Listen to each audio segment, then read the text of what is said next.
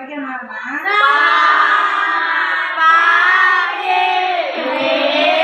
Oke, hari ini Miss mau menjelaskan tentang perundungan atau bullying. Pernah dengar perundungan atau bullying?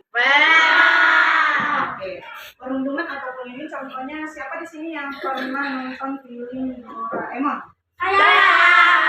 Kalau kita lihat film Doraemon itu pemainnya siapa aja ya?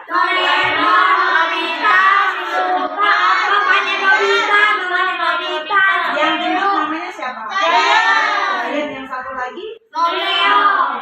Sama si Nobita. Biasanya kan Giant sama Nobita ini sering melakukan ngejek si Nobita, ya kan?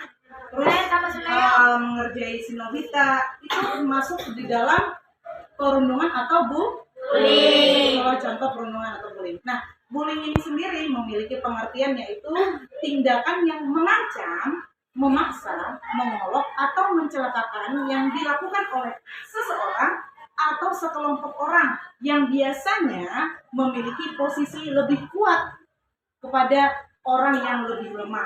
Contohnya tadi seperti si yang gendut itu tadi siapa namanya? Giant kepada Nobita. Giant ini merasa lebih kuat daripada si Nobita, sehingga dia merasa bahwa tindakan dia itu mengejek si Nobita yang lebih lemah daripada dia. Nah, ini bukan hanya terjadi di film-film atau di dunia yang kita kenal dunia kartun tadi, tetapi terjadi juga di dunia nyata atau seperti misalnya di lingkungan sekolah. Nah, biasanya perundungan atau bullying ini memiliki macam-macam. Contohnya adalah physical bullying. Physical bullying ini yaitu dengan menggunakan tangan atau kaki, ya. Misalnya menonjok teman, kaki, contoh menendang teman.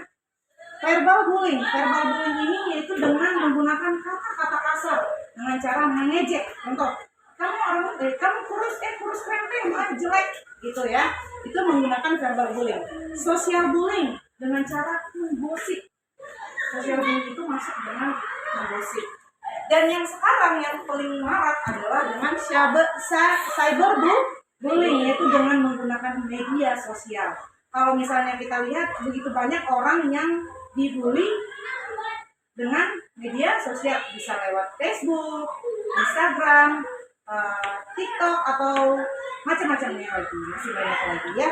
Nah, bullying ini ketika seseorang melakukannya terhadap orang lain, maka orang yang dikenai bullying ini akan merasa kemudian dia akan merasa ada di dalam hatinya merasa dikucilkan. Ketika dia merasa dikucilkan, maka dia memiliki kecemasan.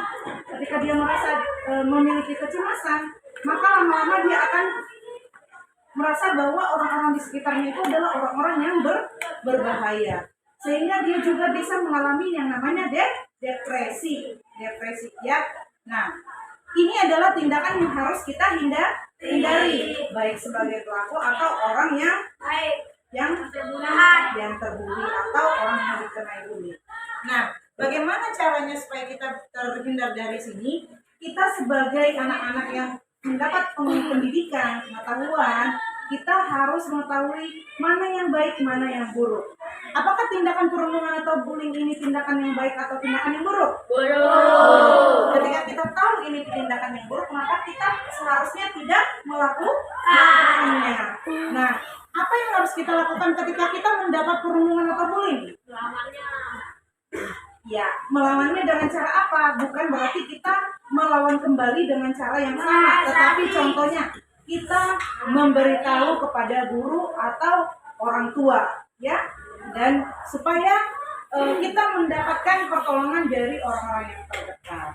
Nah, itulah contoh bullying atau pemahaman tentang bullying atau macam-macam dari bullying. Nah, ini anak-anak kita harus bisa menghindari yang namanya perundungan atau bullying, baik sebagai pelaku atau orang yang dibully.